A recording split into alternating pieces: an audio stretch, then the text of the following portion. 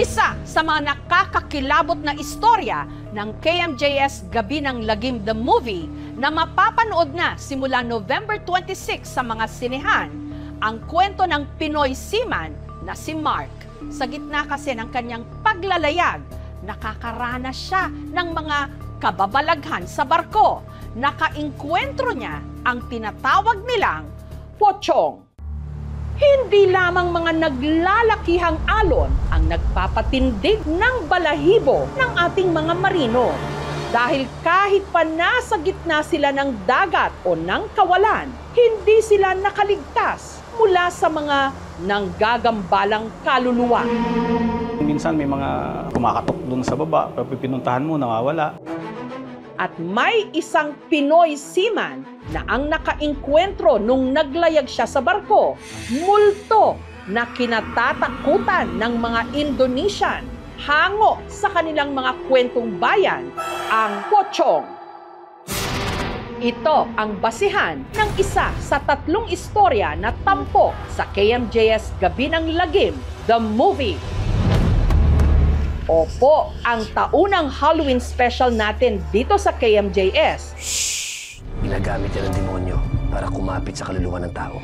Isa ng ganap na pelikula na mapapanood sa mga sinihan simula November 26. At ang unang istorya, ang pochong. Alam mo kung sino yung dapat mong ipagdasal na hindi mo makita?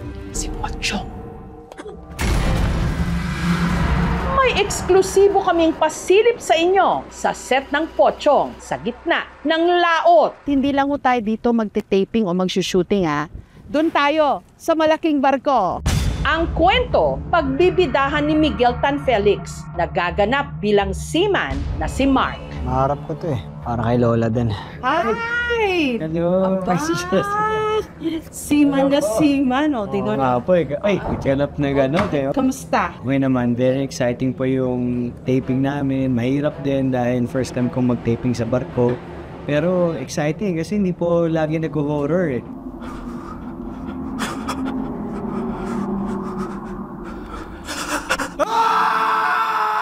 How does this role compare sa lahat ng mga pinagdaanan mo? Pangalawang horror movie ko po lang po to sa buong karera ko po. So, isa po yun sa mga medyo adjustment na gagawin ko for this film. Yung pag-arte mo rito, ha? Paano mo in-internalize yung papel mo? Ganito po.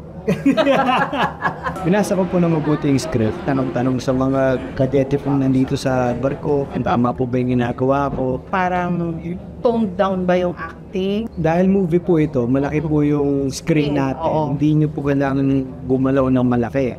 So, very subtle lang po yung acting. Mata-mata acting. Sige, paano matakot? Sampod? Saan po? Sa mata na? Oo. Ito yung camera natin. Tumakbo. Thank you. Nakaabangan nyo lang po sa Thank movie. Naabutan ko rin dito si John Lucas, na gaganap bilang isa sa mga kadete. Hi, John! Hello po. Nilook forward ng mga nanonood ng horror films na talagang nenervyusin sila, manginginig sila sa takot. Masisiguro mo ba yun, John? 100% po. Pagka pinanood po nila tong episode natin sa Gabi ng Lagim, mainilig po sila sa tao. Sige, sample na paano.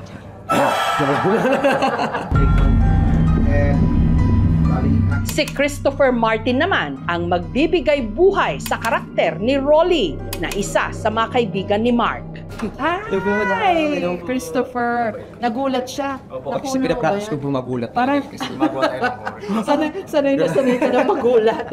Kamusta ba? Unang sakay ko kasi sa gitong klaseng ship eh.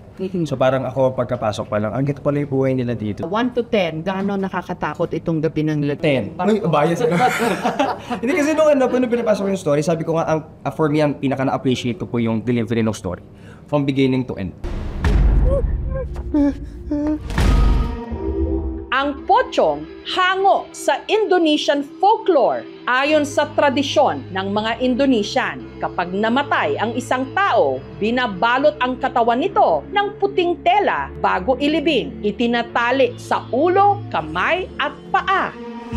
Ang pochong, kaluluwa ng isang patay na hindi natanggalan ng tali sa libing pagkatapos ng 40 araw. Dahil daw dito, ayon sa kanilang paniniwala, hindi siya matahimik, kaya bumabangon mula sa libingan. Ang potsong ay alaala na dapat maayos ang ating pagtulong upang ihanda ang isang kaluluwa tungo sa kanilang pagbabalik sa Diyos. At kay ala, kung sila ay nakatali, hindi maayos ang ritual, sila ay hindi kumpleto. Kaya sila ay paggalagala at nagiging multo. Ito isang elemento talaga, literal na elemento na hindi mawawala sa mga horror films.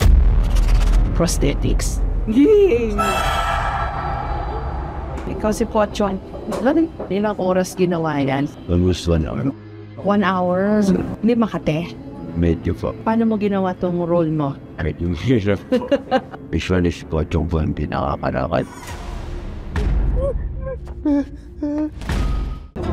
Ang direktor ng Pochong, walang iba kundi ang isa sa pinakamahusay na direktor ng horror films sa Pilipinas, na siya ring may obra ng pelikulang katulad ng The Road, si Direk Yam Laranas. Pag horror film sa pinag-usapan dito sa Pilipinas, who doesn't know Direk Yam Laranas? 120 at 1,000? Sising paggawa ng pelikula. Lahat ng eksena talagang sinisisi. I want to see the 85. I 85. Hindi lang siya director. Siya rin yung nagka-camera, siya rin yung cinematographer. Direk, una sa lahat, thank you at tinanggap mo itong Gabi ng Lagim movie. What made you decide? Kasi nasa Amerika na ho si Direk Yam, doon na sila based na kanyang family. Pero napauwi ka namin. Gustong-gusto ko yung totoong kwento ng totoong buhay na merong nakakatakot.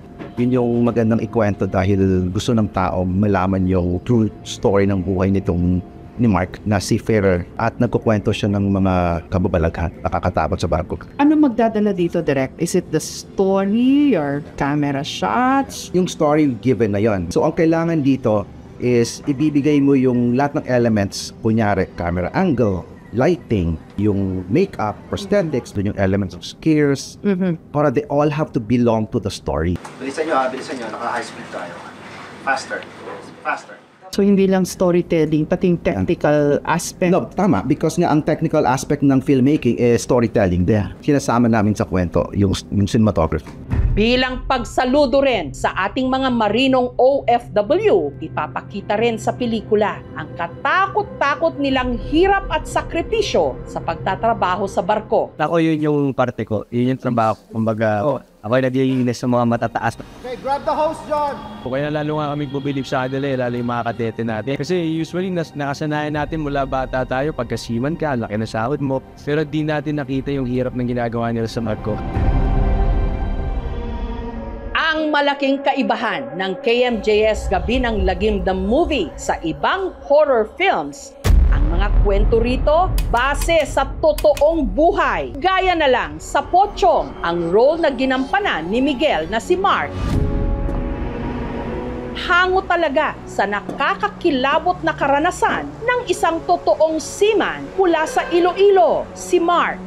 Nangyari raw ito nung unang beses siyang sumampa sa barko. Yung barkong sinakyan ko, Malaysian vessel siya. Nung unang araw, wala pang bakanteng kabina. Pinastay muna kami doon sa hospital ng barko. Kasama ko yung kadete na Pinoy din.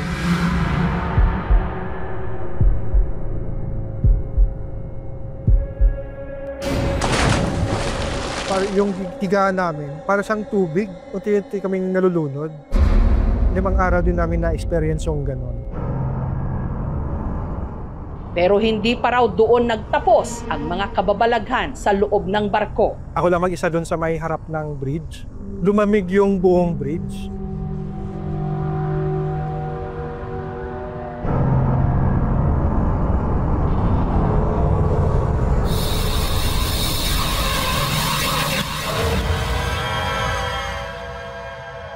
Yung itsura niya parang kagaya nung sa mga Muslim na kapag binuburol sila, kalahati ng mukha niya yung nakita ko. Parang siyang na-mummify, tapos buong katawan niya balot na balot, pero yung mukha niya parang naagnas na.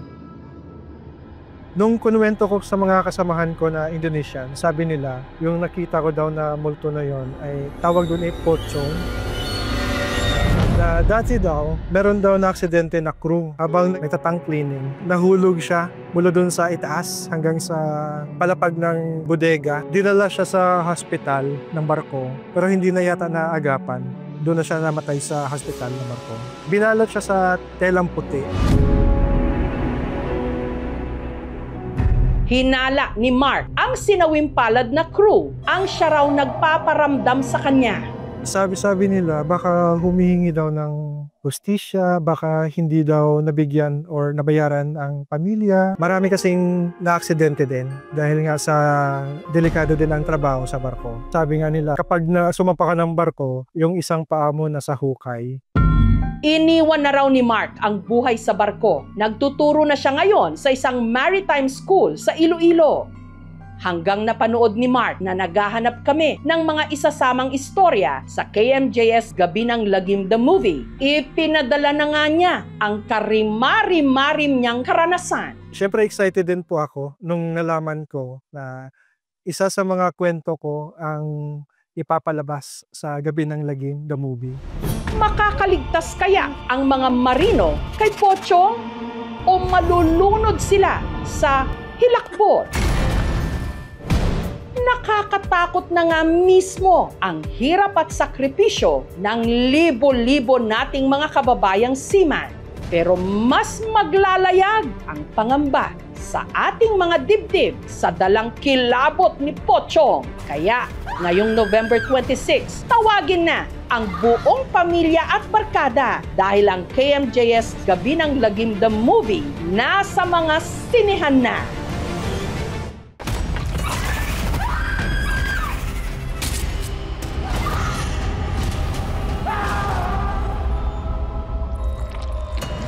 Alangga ko ikaw, Apo. Alangga ko man, Kaula. Ba't ka nagsiman? Maharap ko to eh. Para kay Lola din. Hindi ko na alam, hindi ko naiintindihan kung anong nangyari sa kanya. Makakasiguro kayong gagawin namin ng lahat para sa kanya. Wala ka ba talaga nakita, Abner? Wala ka narinig? May gumagala na berbalang dito sa atin.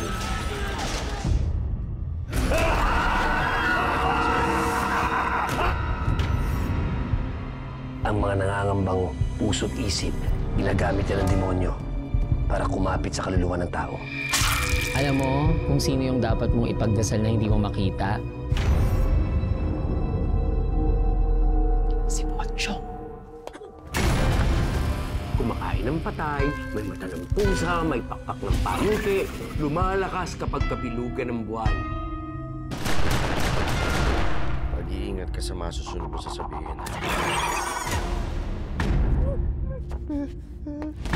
You know about the Pochong? Please repent from talking about Pochong. Do not attract its attention. Father Rex, yan po bang pinakamatinding sanib na naharap ninyo? Hindi ako titigil hanggang hindi ako nakapalingin. Hindi tayo papatay. Kakampi natin ng Diyos. Huwag sumamangita sa akin! Ha? Masusunod ang kaluluwa mo, Silvia mo! Mapatawad ang Diyos sa lahat ng lumalapit sa kanya!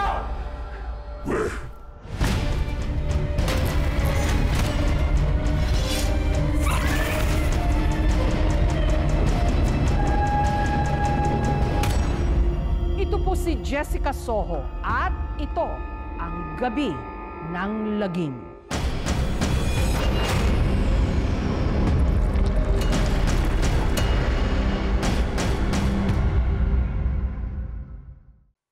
Thank you for watching, mga kapuso. Kung nagustuhan niyo po ang videong ito, subscribe na sa GMA Public Affairs YouTube channel. And don't forget to hit the bell button for our latest updates.